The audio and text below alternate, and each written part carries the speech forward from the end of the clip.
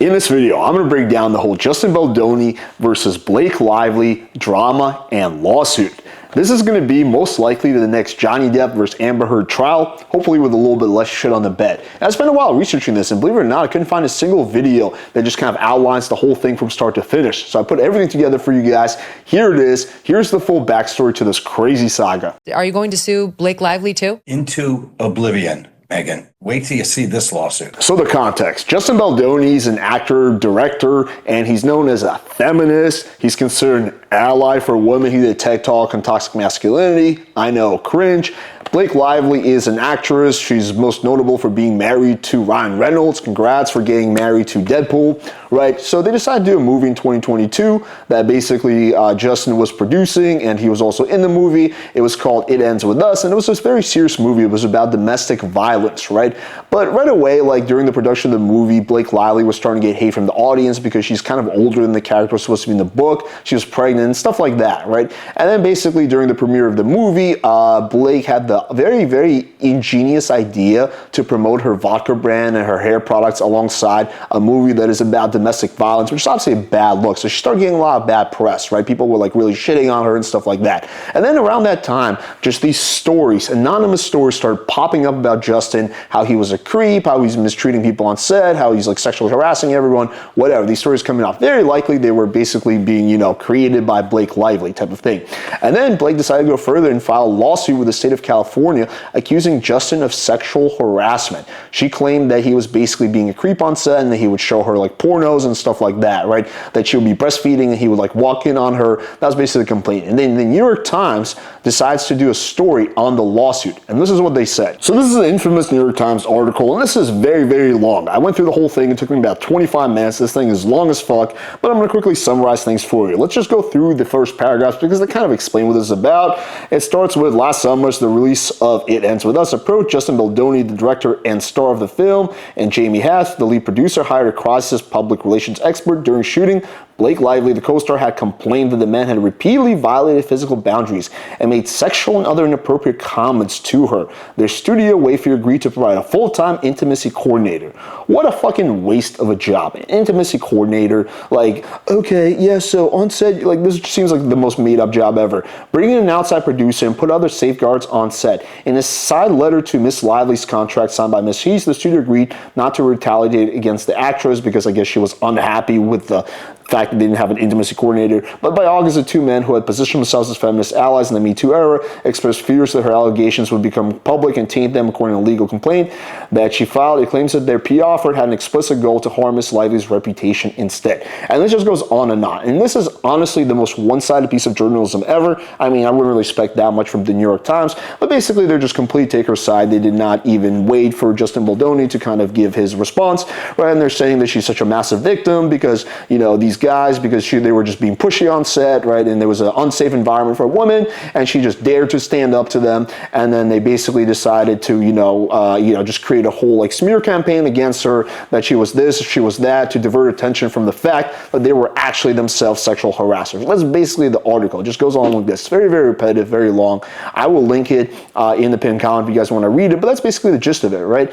And basically, Justin Baldoni sued the New York Times for over $250 million for defamation and libel because he said this whole thing was bullshit, and he decided to also bring the receipts. This video from a lawyer helps break down all the evidence. Let's get into it. Let's break down the evidence in the Justin. So I'm just gonna fast forward to some of This it. text message exchange where it appears that Blake Lively and her baby are sick, but Justin and Blake have to run through their lines. Blake states, "I'm just pumping in my trailer if you want to work out." So why is this important? Well, one of the big complaints that Blake Lively had is that Justin would just walk into her trailer while she was breastfeeding and kind of just like be a perv, right? But this kind of completely debunks that because she's the one that invites him into his trailer to practice lines while she's breastfeeding, which just shows that she doesn't have any kind of like modesty, or she's not like she feels like it's a big deal about breastfeeding, right? Seems like she doesn't give a shit. She doesn't mind working while it. So that kind of just directly debunks the claim that she makes in her lawsuit, and also New York Times article, that he would just perv on her or just walk in on her while she was breastfeeding. Where Justin responds, "Copy, eating with the crew and we'll head that way." And Blake responds, "Take your time." Second, we get this text message exchange where Blake Lively states, "We'll show you both ways, but Beanie's much sexier. It's the look. Feels TV without it." The third text message. So why is this one important? Because one of the complaints she made, and this is like so fucking peevish, so stupid, is that basically is that he would call her sexy, which was inappropriate. That's like sexual harassment, right? But this just kind of shows that she refers to things about her outfit as sexier, that he would compliment basically on her outfit and be like, oh, this is sexy. But this shows that she does that to herself. And again, this one seems like super nonsensical, so there's no point even like putting too much attention towards it. Beanie's much sexier. It's the look. Feels TV without it. The third text message exchange between Justin and Blake is the screenshot right here, where Justin states, "Just hired intimacy coordinator, who I love. We'll set you up to meet / FaceTime with her next week for intro."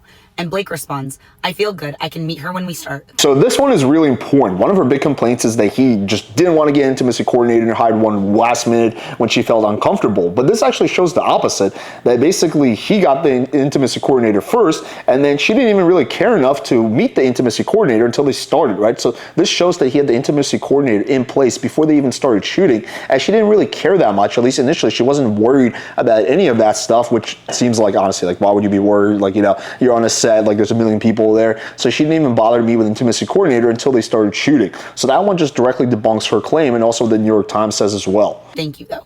Justin then sends this screenshot to a female producer and says, "Just FYI, just wanted to tell you about this. Seems like she doesn't want to meet the intimacy coordinator until we start, which may mess up the workflow, but I can still meet with her, of course."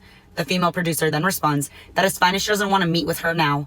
And like I said, they got receipts. You'll just have to walk her through what you and the intimacy coordinator are thinking. Those are pretty much all the texts we get between Blake Lively and Justin, so now let's go to the text between Justin and his team. On August 19, we get these messages between Justin and his team, where Melissa states, "Good morning, sharing with you..." So let me give the context here again. So why this is important is because also one of the things that she claimed, and also that the New York Times is claiming, is that actually it was Justin Baldoni that set up the smear campaign to take down Blake Lively, which doesn't even really make that much sense. Like, Justin Baldoni is the producer of the movie, so it's not in his best interest to take down like Blake Lively. Like, it doesn't really make sense that much for him to do it, right? But anyway, that was the claim that was made by the court New York Times, and they were citing like basically screenshots and text out of context saying like, ooh, look at them, they're bragging about how they just made her look back. And so this text kind of debunks that. Perfect example of why we don't use bots. And Justin responds, "How can we somehow state that we are not doing any of this? It looks like we are trying to take her down." Justin goes on to state, "Okay, please monitor. Things I'm more worried about is that we are planting these stories," which is not true, obviously. Jen then chimes in, stating that this is people reacting. So this is an important thing, is that he basically, this was private communication, never thought was leaked, is that I'm worried that it looks like we're planting the stories, even though it's not true, right? So this is very important. Jen then chimes in, stating that this is people reacting to Blake's own actions in interviews. Next, we get these texts between Justin Baldoni and Melissa Nathan, which is a link to a TikTok that's a TikTok creator claims she received sketchy DMs instructing her how to discuss the Blake Lively-Justin Baldoni drama PR. Justin states, "This is not us, correct? Assuming the guy we brought in would never do this." Melissa responds, "None of us would ever do this." So again, this is also very important. Again, so here you just see intent here. None of us would ever do this. Again, referring to basically doing sketchy things and planting anonymous sources, stuff like that. He's not relevant. He does not create news headlines. He does not get pickup. He's now a troll. This is one outlet. It's organic. She's blown herself up by her own actions, right? Again, this just shows you, this just debunks the whole idea that the crew behind the scenes was conspiring against her. Melissa then sends this Daily Mail article and states, "This just ran. Obviously, none of us knew about this either, but once media goes in, they go in." We get these text messages between Jen Abel and Justin Baldoni, where Justin says, "Attempting to rewrite history, and like, I'm not the one who developed this and spent 5 years trying to make it. And like, there's an issue with me. It's just mean and hurtful, and she knows exactly what she's doing. Just find ways to keep me busy when she gets everyone together." So yes, so let's talk about that a little bit. So what happened near the end of the film, when the film was finished, is that basically Blake Lively has a lot more power in this situation because she's a famous actress and she's married to Ryan Reynolds. And even though he's the producer, there's, you know, the money people behind the productions, right? So the producer is not the one with the power; it's the money people, it's the studio, right? There's a lot of people who have a lot of power, right? And basically she was like, me or him. And so basically they just wound up like succumbing to all her demands, and he was not allowed to attend the premiere of his own movie. And also, they basically allowed her to just take the movie and make her own version of the movie, her own cut, and they even said they wouldn't release his cut, right? So that's just how much of favoritism was played in this game, right? And so this is just him talking about that. Obviously, if the whole cast is making content together, that's her trying to clue people on there being an issue. Everything she does is calculated, yet also manic. We also get these text messages between Justin Baldoni and the two editors.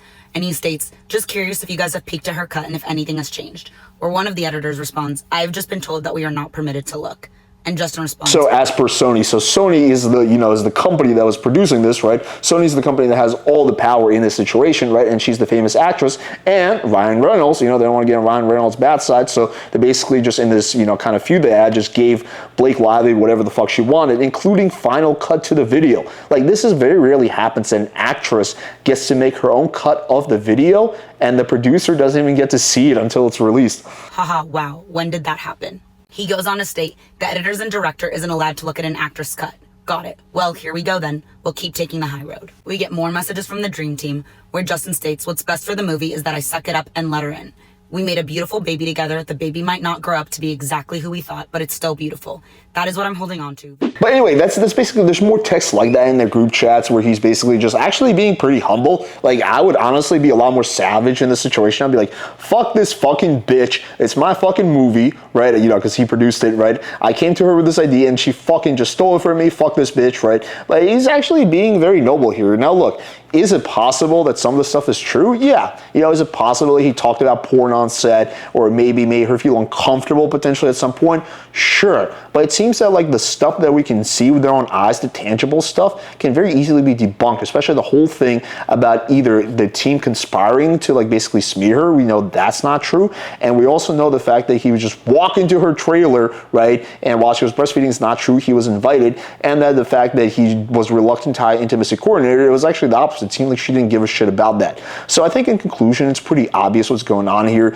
Blake Lively is someone who seems to have a massive fucking ego, right? And for whatever reason, she just made some bad decisions during the production of the movie, especially during the premiere of the movie, where she started promoting her stupid fucking hair company and also was promoting her alcohol brand, right? Which is obviously going to get some pushback from the fans. And instead of taking accountability for it, right? She basically just decided to go ahead and blame it on Justin Baldoni. And then the New York Times, being the piece of shit journalists that they are, decide to just basically do a completely one-sided story, and now they're being sued. But again, we'll find out. Maybe Justin is lying about something. Maybe things aren't as see. We'll see as this lawsuit unfolds. But I think this one's going to be very, very interesting, potentially even as big as the Johnny Depp trial. All right, hopefully you guys enjoyed this breakdown, and also make sure to check out my free Tinder guide. Link is going to be in the description. Shows you how to get good photos so you can get more matches, and text games so you know how to talk to all those girls and turn them into dates. And maybe you can walk in on one of them breastfeeding too. Thank you guys for watching. Until next time.